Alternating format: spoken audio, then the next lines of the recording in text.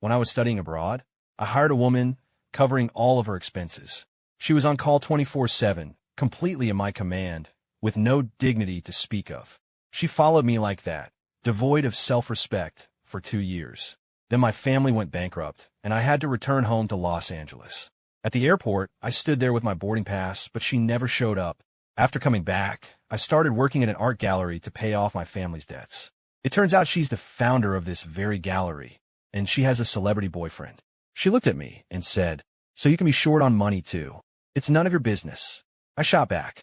"I'll hire you," she said. "I happen to need a boyfriend." I hid nervously in a corner, watching her sparkle in the center of the crowd. Outside the gallery, a massive swarm of reporters had gathered. Celebrities and business tycoons were all here to show their support. "Ms. Miller, was the inspiration for your piece, Distant Lover, a former partner?" a reporter asked. Rose replied, "My lover is my work. Rumor has it that during your most difficult days in New York, you relied on an ex-boyfriend to continue pursuing your passion, which led to your current success." Before Rose could speak, her celebrity boyfriend, Leo Vance, cut in to explain, "Rose has only ever had one boyfriend from start to finish, and that's me." The gossip columnists tried to press for more, but Leo deflected every question. Rose remained silent, standing quietly by his side. I never imagined she could be so gentle. When she was with me, she was always ice cold, like a porcupine with its quills up. I sulked in the corner, my mood sinking. Since coming back, I've seen just how fickle people can be. The past is the past. The gap between us now is just too wide, and she's not the same person she used to be. "Make Anderson, what are you doing just standing there? The director's been looking all over for you." "Coming," I said, pulling myself together. Nothing in the world was more important than making money right now. I can't believe how many reporters showed up. "Make, I need you to go over to Ms. Miller and escort the press to the reception area." "But sir, I'm still busy with my tasks here," I said, trying to get out of it. I really didn't want to face Rose. "Just go when I tell you to go. Stop making excuses." I used to be the one who ordered Rose around just like that. Every time I asked her to do something, she would find a reason to delay. Only when I lost my temper would she reluctantly do as I said. I had no choice but to bite the bullet and walk over. I just prayed she wouldn't recognize me. I walked up to Rose and Leo, then turned to face the reporters. "Thank you all for coming. The exhibition has now officially opened. If you wish to conduct interviews, please wait until the event concludes. We have a dedicated lounge area prepared for you. Please follow me." Thankfully, I had lowered my voice, so I doubted she recognized me. Rose took Leo's hand, and they headed inside, leaving me to fend off the reporters on my own. Some idiot without eyes in his head kept trying to push his way through. I was shoved to the ground, and my temper instantly flared. I yelled at the top of my lungs, "What's the rush? Trying to be first in line for the afterlife. The lounge is that way." The moment I said it, Rose stopped in her tracks and turned towards me. My body froze as if it were nailed to the floor. I had just completely revealed my true colors. Surely she didn't recognize me, did she? 1 second passed, then 2. Just then, the director rushed over. "Excuse me, members of the press. Interviews will be arranged after the exhibition. We have refreshments prepared in the lounge. Please follow me this way." After he spoke, he helped me to my feet. He gave me a quick wink. "Go pull yourself together." I finally had a chance to escape. I looked in the mirror at my haggard, disheveled reflection. In the 4 years since I returned, I've gone from a carefree rich kid to this. I was like a completely different person. "Leo, you know Rose had a man those few years she was in New York, right? And that he was the one supporting her." The voices came from inside the restroom. I quickly ducked into a stall. "So what?" came the reply. "It doesn't matter what her life was like back then. The one by her side now is me." Fair enough. I just never expected Rose Miller to become this famous. She was so broke in New York, but she really managed to make it. It was the actor Leo Vance and his friend. Still, you should watch out. It wouldn't be good if that guy decided to show up again. Leo's hand, holding a cigarette, paused mid-air. From the way Rose handled the reporters just now, it doesn't seem impossible. "You mean that old man?" "No way." After finishing their cigarettes, they both walked out. So that was the image they had of me. No wonder she didn't even bother to see me off at the airport. She must have absolutely hated me. I still remember when I first arrived in New York for college. I spent every day partying, drinking, and fooling around. I didn't do a single productive thing. One night, I stumbled out of a club after hours of dancing and drinking. That's when I saw Rose standing on the street, dressed like she was homeless. but she was slender and incredibly beautiful. It was rare to see another student from home, so I went over to hit on her. Before I could even get a word out, my stomach lurched, and I threw up all over her. When I was done, I even used her sleeve to wipe my mouth. I found out later that Rose went to the same university as me. She was an art major. Most of the art students, they were pretty wild, but she was like a quiet, well-behaved kid. She didn't fit in with anyone around her. Rose's family was just middle class, and they had sacrificed everything to send her to study in the States. But studying art is an expensive endeavor. Unfortunately, her father fell seriously ill, and her family could no longer send her money. She wanted to go home to care for him, but her parents forbade it. The day I met her, she hadn't gone back to her dorm and was just wandering the streets, lost in her worries. After I found out about her parents, I wired them a large sum of money. That gesture seemed to hit a nerve. "Rose," I said to her later, "I've asked you out so many times, and you've always said no. So you think you can use this to make me give in?" she asked. "This much money is nothing to me. It's the price of a designer bag," I retorted. I had been spoiled by my parents my entire life. I was arrogant and used to getting my way. In a fit of pique, I said, "If it bothers you that much, then you can just be my servant. Just stay by my side." And from that day on, she really was at my beck and call. No matter how bad my temper got, she would always put up with me. She worked part-time jobs to earn money while pouring everything else in her art. Somehow, rumors started spreading that Rose was some rich guy's kept woman. Despite all that, we started dating. We were inseparable, always showing off our affection in public. Whenever she earned any money, she would immediately give it to me to pay me back, while she herself lived on next to nothing. I was living in a castle my parents had built for me, and I never once considered that Rose was fighting her battles all alone. The year we were supposed to graduate, my family's company went bankrupt. I never told her. I just called her to meet me and said, "Let's break up." "Why?" she asked. "I'm bored of you. I want someone new." "Okay," she replied. And just like that, we were over. I figured she must have been happy, finally free from me. The day before I flew back to LA, I couldn't stop myself from sending her an iMessage. But she never showed up at the airport. After I got back, creditors somehow got my number. They harassed me constantly, making it impossible to hold down a job or live a normal life. So I cut off all ties to my past and said goodbye to the life I once knew. That was until a few months ago when this gallery was hiring and I applied for the job. I never, ever expected to see her again. Rose looked like she was doing great. She was always incredibly talented, already well known when we were in school, able to support herself with her art. In the years that passed, her reputation had only grown. Her return to the country was even covered by the media. Leo Vance was her childhood friend from before she went to New York. I remember her mentioning him. I never thought they'd actually end up together. That's great for them. Really great. I pressed a hand to my chest, forcing down the bitter feeling. The chaotic day was finally over. The exhibition had ended, and so had the press interviews. I gathered my things and waited wearily for the elevator. It was pitch black outside. I jabbed impatiently at the elevator button, wishing it would hurry up. "Stop pressing it," a voice said suddenly from behind me. It was Rose. My body went rigid. The elevator doors opened. "Working late?" she asked, her tone cold. "We have to handle the cleanup. Are you used to this kind of work?" "It's fine," I mumbled, feeling grimy and pathetic. I pulled the brim of my cap down even lower. It seemed like Rose really hadn't recognized me. She adjusted her watch. "This elevator is so slow. My boyfriend must be getting impatient. He's very sweet and a little clingy." I froze, realizing she was talking about Leo. "What about you? Is your girlfriend picking you up?" "I live nearby," I said. The elevator doors opened, and I practically bolted out. The bitter feeling in my chest was so intense, it was almost suffocating. Her calm demeanor finally broke, and she couldn't hold back her anger anymore. "Where are you running from?" she yelled after me. "Make Anderson. Where else can you possibly run? You just left, vanished into thin air. How long are you going to keep this up?" I stopped in my tracks, my mind racing in panic. Rose advanced on me, step by step. She was so mature and composed now, a world away from the girl I used to know. "You just said you were leaving, and then your phone, your Instagram, everything was gone. I couldn't reach you." My palms started to sweat as the pressure intensified. I slowly lifted my head and saw the fury blazing in her eyes. "Such a huge thing happened to my family. You must have seen it on the news. The company went bankrupt, my parents were buried in lawsuits, and my dad is still missing. Why didn't you tell me?" she demanded. You didn't even bother to see me off.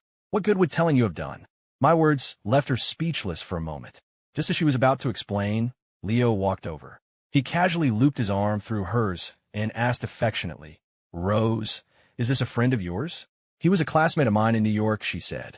The moment Leo heard I was a friend from her time in New York, his guard went up. He sized me up from head to toe.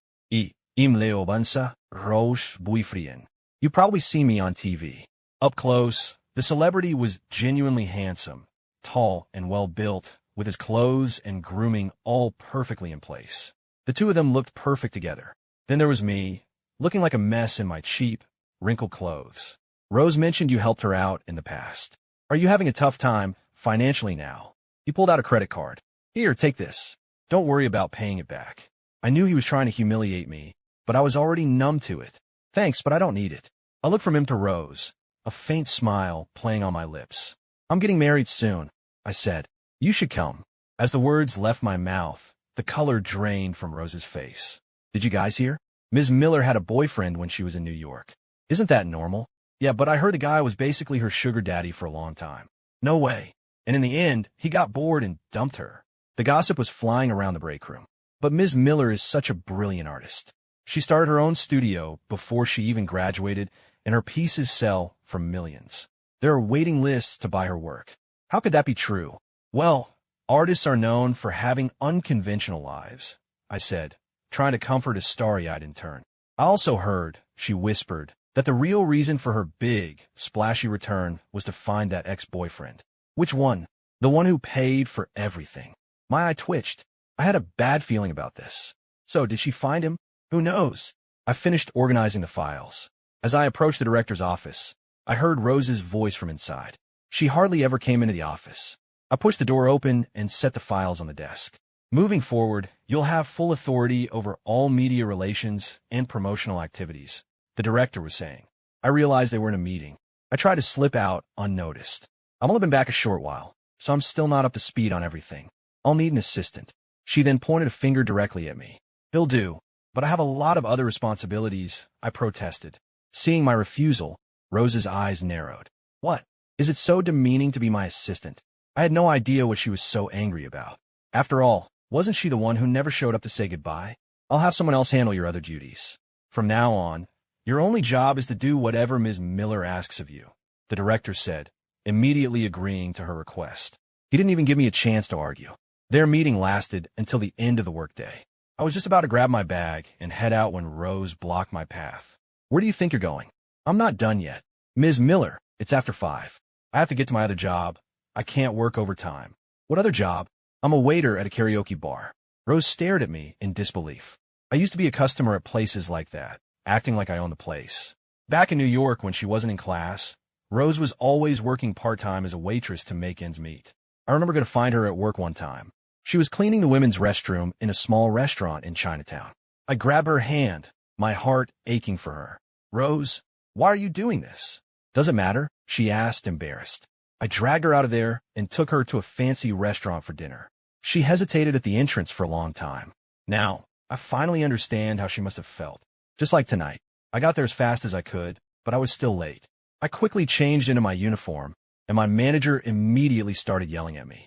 I just kept my head down, not daring to say a word. Suddenly, Rose appeared, stepping right in front of me. She booked a private room. Inside the room, she said, "Quit this job. Let's go home." "I can't. If I leave now, I'll lose my perfect attendance bonus." Rose then called the manager in and paid for the most expensive VIP membership they offered. "Make, you can clock out for the night. No pay will be docked," the manager told me with a greasy smile. "I'm buying your time," Rose said. Then she drove me to her place. I stood at her doorway, refusing to go in. "It's too late. Leo will be angry if he finds out." Rose shot me a look. "You were never this considerate of other people's feelings before. You always just did whatever you wanted." I thought to myself, and it's not like you to bring another man home in the middle of the night when you have a boyfriend. "Does this place look like a man lives here?" she asked. "He's never been over." "We were never actually together," she said. I must have looked confused. Shortly after I came back, Leo found me. He didn't want to get forced into unsavory situations to advance his career, so he asked me to be his fake girlfriend to ward off certain people. She paused, and, as if she was afraid I didn't get it, she explained further. And when I have to go to industry events, he helps me fend off unwanted advances. It's a convenient way to handle the media, too. Rose went into her bedroom and came back with a change of clothes and some toiletries for me.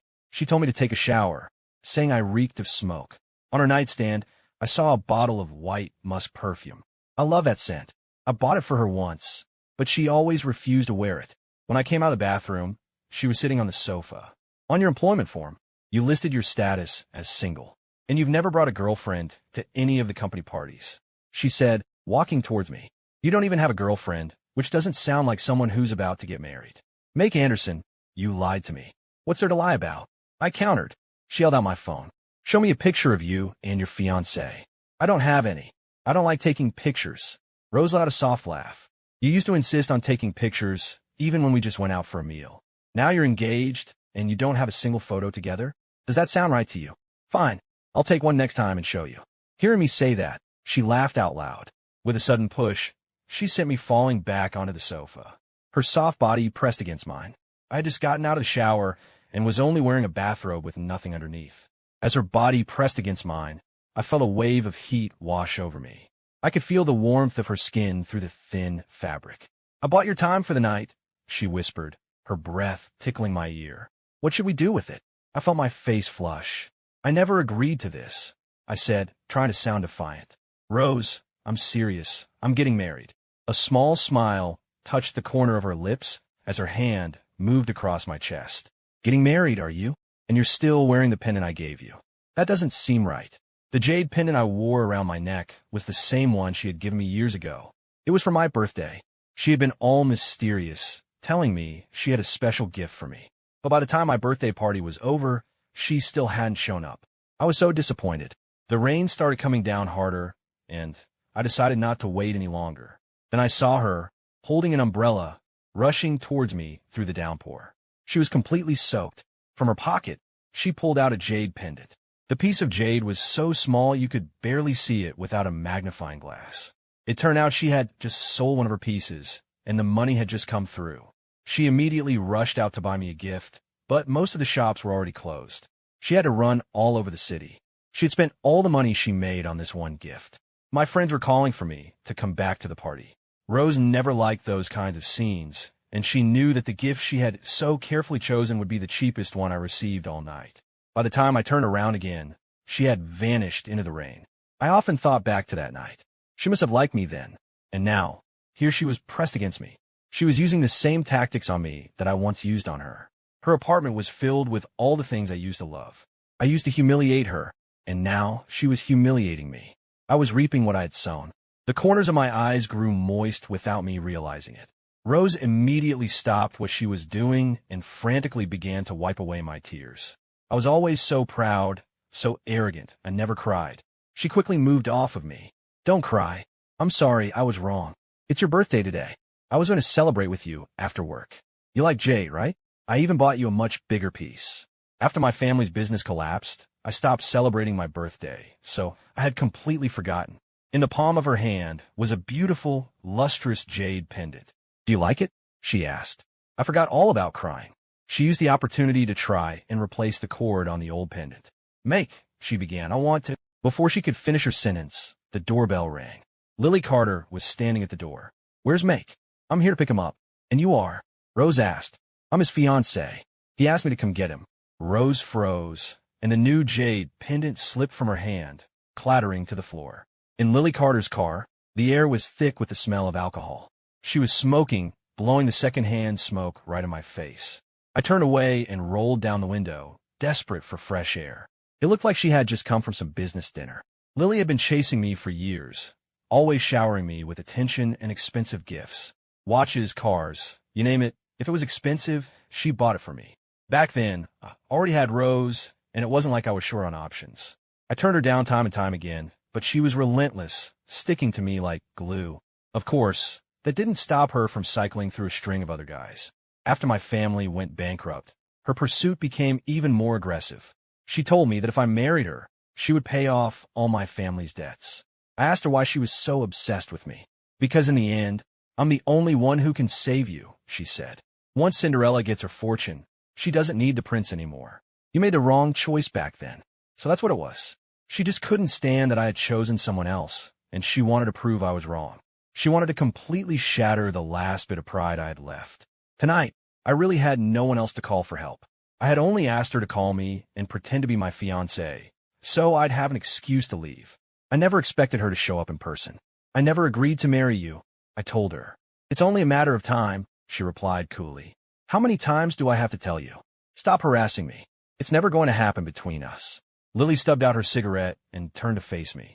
You still have that same temper, don't you, Mr. Anderson? She sneered. But you're not the man you used to be. You're drowning in debt. You have a mother to support, and your father is nowhere to be found. Who else would have you besides me? That little songbird you used to keep. As she spoke, she dug her nails into my arm.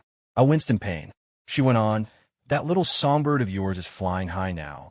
And didn't she dump you the second she could? Look at yourself. You're a joke, and everyone knows it. I couldn't take her insults anymore. It's none of your damn business. How is it not my business? I'm just taking back the man that bitch stole from me. Lily, I'm not a piece of property. Stop the car. I couldn't stand it for another second. If I didn't get out, I don't know what other vile things would come out of her mouth. The driver pulled over, and I got out, finding myself alone on the street. After the bankruptcy, I saw the true, ugly colors of everyone around me. All the hypocrites who spread rumors and laughed at my downfall. They all saw me as a joke. I wondered if Rose saw me that way too. Thanks to Rose, I got back in touch with some old classmates from my time in New York. They were organizing an alumni reunion, and Rose insisted I go with her. They called it a reunion, but it was really just a networking event. The star of the show, of course, was Rose, the most successful one among us. Everyone was crowded around her. I was pushed to the side, feeling completely out of place. Make, where have you been, man? It's like you fell off the face of the earth. I couldn't get in touch with you at all. It was Dylan Hayes, my best friend from my New York days. My family went bankrupt, I explained. I was being hounded by creditors, so I had to move, change my number just to get by. No wonder. I saw on the news, but I had no idea it was this bad for you. He put down his wine glass and patted my shoulder. It's fine, I said. I'm used to it. I just can't believe Rose is the most successful one out of all of us now. Back in the day, everyone in our circle was saying you were keeping her. All the guys who wanted to ask her out just gave up. I mean, nobody could compete with your family's money. Yeah, I said with a bitter smile. Back then, I was still the untouchable Make Anderson. Dylan realized he'd said the wrong thing and quickly changed the subject. You know, Rose went absolutely crazy looking for you. She even dropped out of school for a while and flew back here to find you. What? I was stunned. You didn't know? She took a leave of absence, went to your family's old house, asked all our professors, our friends. She tried everything. She even filed a missing persons report with the police. It was one of our professors who finally convinced her to go back to New York and at least finish her degree. I was in shock. We both looked over at Rose, who was holding court, looking so confident and radiant. When she got back to school, Dylan continued, she was a wreck. She came to me, asking if I'd heard from you. I'd never seen her like that. She was always so proud, but she was just sobbing uncontrollably. It was hard to watch. To be honest, my family is still deep in debt. I only just ran into her a few days ago myself. That explains it, Dylan said. Her career was taking off over there, but she insisted on coming back. And she's usually so private. It never made sense for her to make such a big public splash with her return. I just couldn't figure her out. I always thought Rose never cared about me. Right before I left New York, I went to see her one last time, and I overheard her talking to a friend. You're so lucky, the friend said. Your professors love you, and you found a rich boyfriend to pay for everything. You two are so lovey-dovey all the time. Are you actually thinking of marrying him? And Rose replied, in a cold voice, are you crazy? Of course not. I'm just having some fun with him. That day crushed me. I had been so serious about her, and to her, it was all just a game. That's why, when she didn't show up at the airport after I messaged her, I wasn't surprised. I knew it was over between us. But if she really did like me, why would she have said that? You don't appreciate what you have until it's gone. What's the point of regretting it now? Suddenly, our old classmates started cheering. Rose, you know the tradition. You have to give that flower to the guy here you like the most. The crowd parted, and Rose, holding a single rose, started walking slowly towards me. She placed a flower in my hand. Dylan was cheering the loudest. The whole room erupted in applause, so loud I thought security would show up. I just stood there completely stunned. Rose wrapped her arms around me. I'm getting married, I mumbled into her shoulder. I don't believe your standards have dropped that low, she whispered back. You can't possibly be serious about her. She really is my fiancée, I insisted. Rose's lips brushed against my ear, sending a shiver down my spine. Leave her, she murmured. Let me take care of you instead. The word yes was on the tip of my tongue. It was a close call. After all these years, Rose was still the woman I had fallen for. Only now she was more mature, more captivating. I slipped out before the reunion was officially over. I made my way to the hotel's rooftop terrace. Away from the party, I squatted in a corner by myself. A wave of sadness washed over me, and I began to cry softly. Did my confession upset you that much? Rose said from behind me. The moment I saw her, I couldn't hold it back any longer. I burst into tears, sobbing like a child, letting out all the pain and frustration I'd been holding inside. She held me, gently rubbing my back to soothe me. Fueled by alcohol and emotion, I clung to her. Rose, can you please come back to me? I'm so tired. Rose pulled me into a tight embrace. I was a mess in her arms, crying and talking nonsense, a tangle of limbs and tears. I'm so tired, Rose. Every day is a living hell. My coworkers hate me. The clients are impossible. A customer even groped me the other day, and my manager made me smile and apologize to her. I said, wiping my tears on her shoulder. I've been through more crap in the last 4 years than in my entire life before that. Rose looked at me, her expression serious. What is it you see in that woman? You mean Lily? She said she'd pay off my family's debt. I can do that too, Rose said immediately. Make, I know your favorite foods. I know everything you hate. I'm a better match for you than she is. Please come back to me. In a hazy stupor, I wasn't sure what was happening. All I knew was a soft, beautiful voice whispering in my ear, telling me not to leave again. I let myself sink into the sound. When I woke up the next morning, I was completely naked, and Rose was lying asleep beside me. The hotel room, from the living room to the bedroom, was a mess, evidence of our night together. It was obvious how wild last night had been. My face burning, I grabbed my clothes and tried to sneak away. Don't move, Rose murmured, pulling me back into bed. Let's rest a little longer. I'm exhausted. If I don't get up now, I'll be late for work, I protested. It's fine. I already messaged the director and told him you're with me. We're not going in today, and you won't lose any pay. People at work are going to get the wrong idea, I said, raising my voice. She just shrugged, looking completely unbothered. What's there to misunderstand? Are you saying this isn't real? Just then, my stomach rumbled loudly. Rose ordered room service, and just like she used to, she carefully cut my steak into small, bite-sized pieces for me. The salad had no dressing, just fruit, vegetables, and shrimp, exactly how I like it. She was still so thoughtful. Suddenly, my phone rang. It was my dad. Dad, where are you? Where have you been all this time? Make, all of our debts have been cleared. I don't have to hide anymore. What? How is that possible? It's true. Everything was paid off overnight. They said it was someone named Rose Miller. Do you know her? I looked up at Rose, the rest of my dad's words fading into a blur. I hung up the phone. Why would you do that? I asked her. You said it yourself last night, she replied. You'd marry whoever cleared your debt. So that was it. I used to humiliate her with money, and now she was doing the exact same thing to me. Her words from the gallery echoed in my head. I'll hire you. I happen to need a boyfriend. I lost my appetite. I grabbed my clothes and walked out of the hotel. Later, on the bus, my phone rang. It was an unknown number. Rosa paid off all my debts. It couldn't be a creditor. I answered. It was Leo. Make, he said, out of nowhere, I hope you're going to treat Rose right. My arrangement with her is over now. She helped me out, and in return, I help her look for you. Every time we were together, all she talked about was you. She said our fake relationship would be over the moment she found you. I was stunned. I know you were her boyfriend in New York. She remembers every little thing about you, all your habits. I wasn't going to call you, but I think there's been a huge misunderstanding between you two. She's a really good person, Make. Please don't mess this up.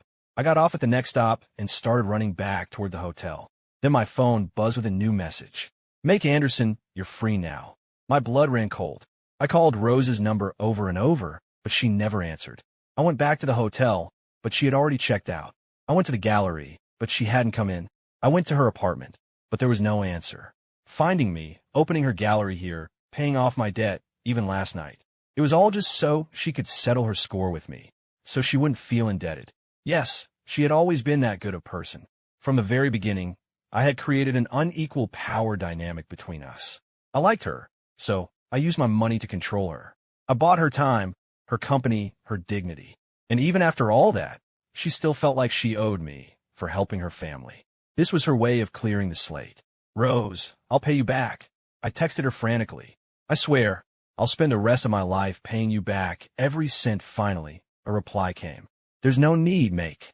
You helped me during the hardest time of my life. You're the reason I was able to keep going. I wanted to pay you back for a long time. My debts were gone, a huge weight off my shoulders. But her words cut me deeper than any insult.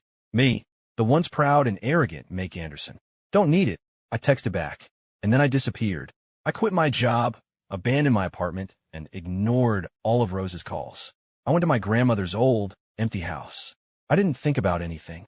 I just lay there for days like a piece of trash. I thought about moving to a new city, a new state, somewhere no one knew me, and starting over. I'd work hard and pay Rose back. Before I could put any of those plans into action, I got a furious call from Leo. Rose had beaten up Lily Carter, and Lily was now in the hospital. They had run into each other at a party. Rose recognized Lily immediately, but Lily probably had no idea who Rose was. After a few drinks, someone at the table brought up my family. Lily, her tongue loosened by alcohol, started running her mouth. Oh, the Andersons? Their son, Make, used to be a big deal in our circle. So handsome, but incredibly arrogant. He wouldn't look twice at most people. Now he's a pathetic loser, drowning in debt. I offered to pay it all off for him, and you should have seen him swallowing his pride, begging me, ready to do whatever I wanted. That body, the things he can do, worth every penny. Before Lily could finish her sentence, Rose attacked her. She pinned her to the ground and just started wailing on her. If people hadn't pulled her off, she might have actually killed her. Make, Leo said, his voice tight with anger. If you don't love Rose, then stay the hell away from her. Don't drag her into your mess. Drag her down? Leo, what right do you have to lecture me? He paused for a moment. You told me yourself you were just a fake couple. But I love her, he shot back. If you don't, then you need to let her go for good. Just disappear from her life. But you were the one who leaked those rumors to the press about her being a kept woman, weren't you? Leo was silent. Don't play dumb. No one back here knew about that. Who else could it have been but you? I let that sink in. You know how amazing Rose is. You were scared you weren't good enough for her. And we both know about the things you did to get your big break. Before I could finish, he yelled, You're lying, and hung up. In the emergency room, Lily was lying on a bed, her face bruised and swollen. Rose was standing nearby. Is she going to be okay? I asked. Even now, you're still worried about her? Rose snapped. Please, I scoffed. Worried about her? I wish she were dead. My words made Rose laugh. Now that sounds more like the willful, arrogant man I know, she said. I'm worried about you. The Carters are a powerful family. Are you going to be in trouble for this? The Carter family is desperate to expand their business overseas, but they don't have the right connections. As it happens, a friend of mine who collects my work is the exact connection they need. Lily's father was just meeting with me a few days ago. Don't worry about it. Seeing that Rose was okay, I was ready to leave. But she stuck to me like glue, following me everywhere I went. It's been days. You follow me to job interviews. You follow me to look at apartments. You won't even leave me alone when I go to the bathroom. I'm scared you'll disappear again, she said quietly. So now you don't think I'm a burden? A burden? I never said you were a burden. I realized then that Leo must have been lying to create a rift between us. I pulled out my phone and showed her the text from Leo, where he said she'd gotten rid of a big problem. That's not what I meant, she explained. That night at the hotel, I asked you to marry me, and you said no. Then I asked you to be my boyfriend, and you just walked out without a word. I thought you were angry about my fake relationship with Leo, so I called him and it. I asked him to explain everything to you. Rose stepped forward and wrapped her arms around me. I tried to pull away, but she just held on tighter. The big problem I was talking about was a piece of art I'd been working on for almost a year.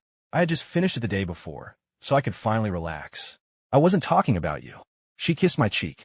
When she walked me to the door of my building, she lingered, reluctant to leave. This neighborhood isn't safe. If you won't move in with me, then let me rent you a nice apartment. We can move in together after we're married. For the next few days, Rose watched me like a hawk, terrified I would vanish again.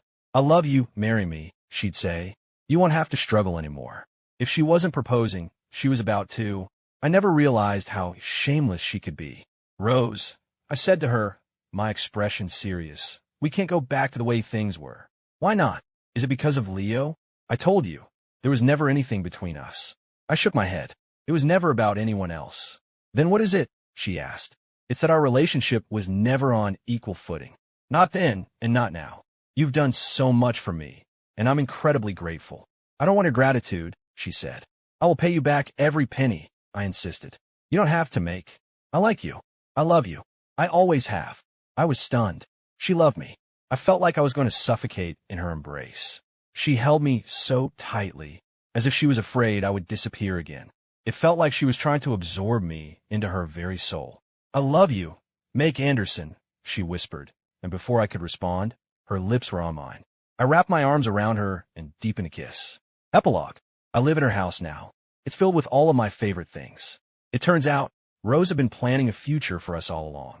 What she said to her friend that day was only because she was scared she couldn't give me the life she thought I deserved. She had fallen for me the moment she saw me outside that club. She never imagined I liked her back.